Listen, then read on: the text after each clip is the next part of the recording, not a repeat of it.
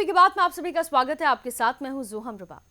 सोनभद्र से इस वक्त की बेहद चौंकाने वाली और शर्मनाक खबर सामने आई है, जहां स्वास्थ्य विभाग की गंभीर लापरवाही देखने को मिली है। बीजपुर पुनर्वास प्रथम में एक महिला को प्रसव पीड़ा हुई, लेकिन ना अस्पताल खुला, ना कोई स्टाफ वहां पर मौजूद था। महिला ने अस्पताल के सामने ही सड़क पर बच्चे को जन्म दे दिया। सरकारी दावों के उलट जमीनी हकीकत आज फिर से सामने आई है। आप देखिए इस रिपोर्ट में। सोनभद्र के बीजपुर पुनर्वास प्रथम से आई ये तस्वीरें स्वास्थ्य विभाग के संवेदनहीन चेहरे को उजागर कर रही हैं। गुरुवार रात एक गर्भवती महिला अस्पताल पहुंची, लेकिन गेट बंद मिला और स्टाफ नदारद रहा। प्रसव पीड़ा से तड़प रही महिला को स्टाफ का इंतजार करना पड़ा, पर कोई नहीं आया। जब सड़क पर ही बच्चे का जन्म हो गया, तब स्टाफ पहुंचा। डिलीवरी अस्पताल के सामने जन्म होने के कारण अपने पैसे मांगने लगे। सोचिए, जब जरूरत थी तब कोई नहीं आया और अब पैसों की बात हो रही है। ये बहुत ही दुखद और हैरान करने वाली बात है। मामला सर ये हमारा यही है कि जो है कि हमारे परिवार को रात को जो है 2 बजे लमसम में पीड़ा दर्द उठा।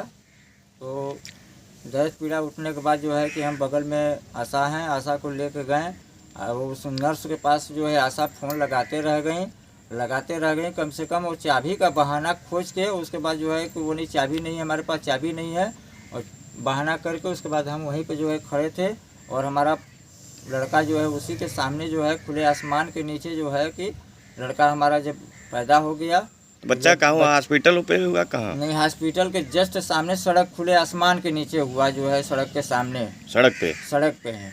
और सड़क पे हुआ। उसके बाद नर्स आई, नर्स आने के बाद अपना हक पद मांगने लगी कि हमको ये पैसा चाहिए। तो हम बोले कि हमारे पास पैसा नहीं है, 200 रुपया हम दिए। इस गंभीर लापरवाही पर स्वास्थ्य विभाग की सफाई भी सामने आई है। सीएचसी म्योरपुर के अधीक्षक डॉक्टर पीएन सिंह ने कहा कि एएनएम मौके पर पहुंची, लेकिन तब तक डिलीवरी हो चुकी थी। उन्होंने ये भी बताया कि एएनएम को स्पष्टीकरण देने के लिए नोटिस जारी कर दिया गया है। मुझे भी मीडिया से ही सूचना मिली है, तो हमने तुरंत एएनएम से बात किया। वहाँ के प्रभारी चिकित्सा अधिकारी जो प्राथमिक स्वास्थ्य केंद्र बीजपुर के हैं, उनसे भी हमने बात किया। तो ये पता चला कि एएनएम का कहना है कि चाबी कोल्ड चेन हैंडलर के पास था, मेरे पास नहीं था। तो चाबी मिलने में मुझे थोड़ा देर हो गया और मैं जैसे ही कही कि मैं पहुंच रही हूं, तब तक ये गर्भवती महिला को उसके परिजन अपनी निजी गाड़ी में उसको बैठा करके तुरंत अस्पताल पहुंचे हैं और पहुंचते ही अस्पताल के गेट के बाहर बच्चा हो गया। और थोड़े 5 या 10 मिनट के बाद ये एएनएम भी पहुंची हैं।